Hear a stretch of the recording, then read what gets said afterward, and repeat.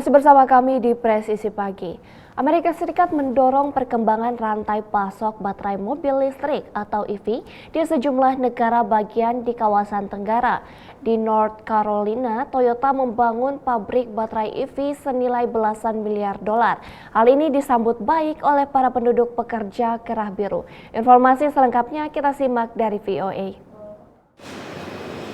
Lahir dan besar di Greensboro, North Carolina, Devante Cuthbertson tadinya tidak ingin berkarir di sini. Okay, maybe I can't find the job that I want here, so maybe I'll go somewhere else and see what a different state or a different country has to offer.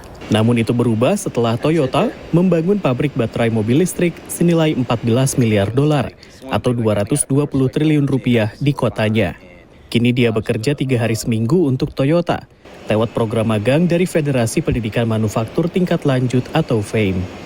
And so I think that with Toyota being here in North Carolina, it is bringing in a lot of jobs. And it's not just jobs, but you hear like, oh, did you hear about Toyota coming? Did you hear about Toyota coming? And you hear random people talking about it all the time.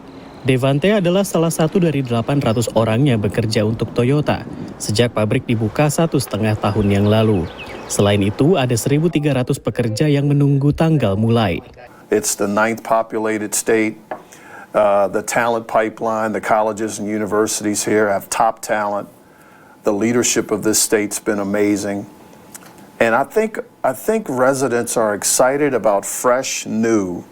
And what they also know is we're not dark, dirty, and dangerous. Keberadaan pabrik besar seperti Toyota membawa angin segar bagi kelas pekerja, utamanya kerah biru yang mengandalkan keterampilan teknis. Seperti mantan pembuat furnitur ini yang kini menjadi operator mesin.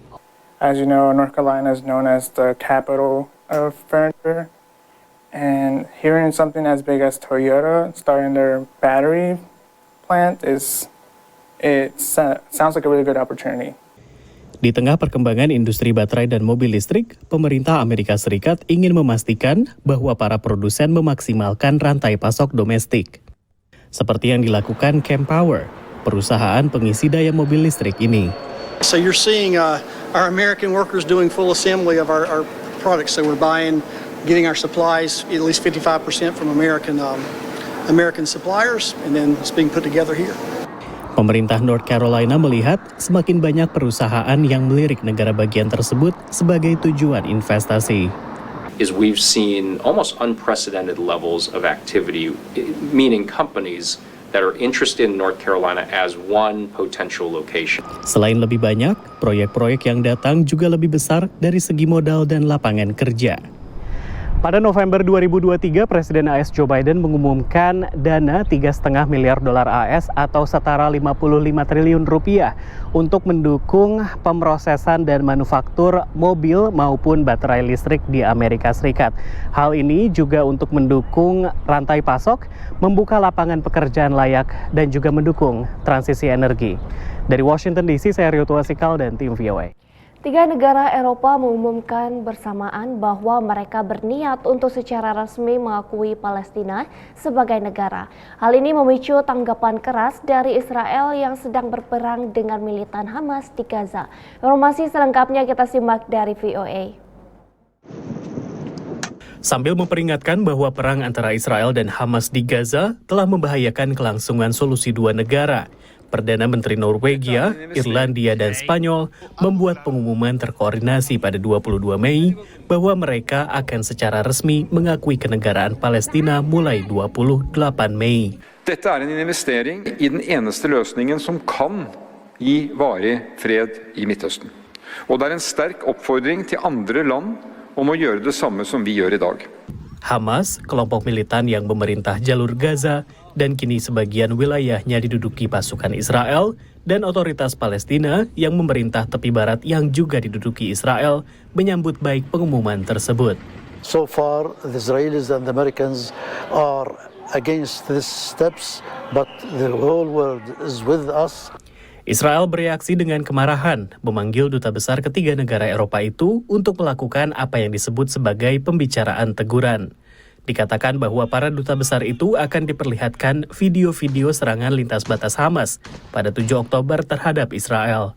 הכוונה של מספר מדינות באירופה להכיר במדינה פלסטינית היא פרס לטרור.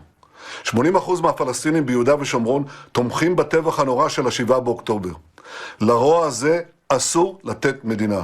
זאת תהיה מדינת טרור, היא תנסה לבצע שוב ושוב את הטבח של ה-7 באוקטובר, ולזה לא נסכים. Awal bulan ini, Majelis Umum Perserikatan Bangsa-Bangsa PBB dengan suara mayoritas meloloskan resolusi yang menyetujui keanggotaan Palestina di PBB, sesuatu yang hanya diberikan kepada negara bangsa. Resolusi tersebut memang masih harus dapat persetujuan dari Dewan Keamanan PBB, di mana Amerika Serikat, sekutu dekat Israel, memveto resolusi serupa pada bulan lalu. Washington menegaskan bahwa solusi bagi Palestina dan Israel harus melalui negosiasi langsung antara kedua belah pihak, bukan melalui resolusi PBB. Dengan pengumuman Norwegia, Irlandia, dan Spanyol, negara-negara Eropa lainnya dapat mengikuti langkah mengakui negara Palestina, kata analis Timur Tengah Yossi Mekelberg.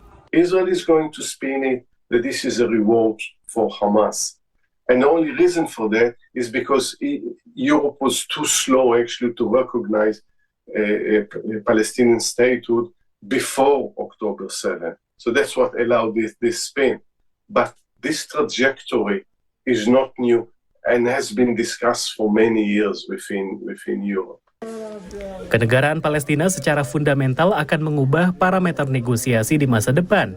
The minute Palestine is recognized as a state, it means that Israel occupation is not of Palestinian territories, but of a Palestinian state. And if there is the IDF occupying parts of Gaza, it's occupying part of a Palestinian state. And this makes a huge difference. Saat ini, sekitar 140 negara di seluruh dunia mengakui Palestina sebagai sebuah negara. Dari Washington DC, Rio Tuasikal dan tim VOA. Tetaplah bersama kami, Presisi Pagi akan segera kembali.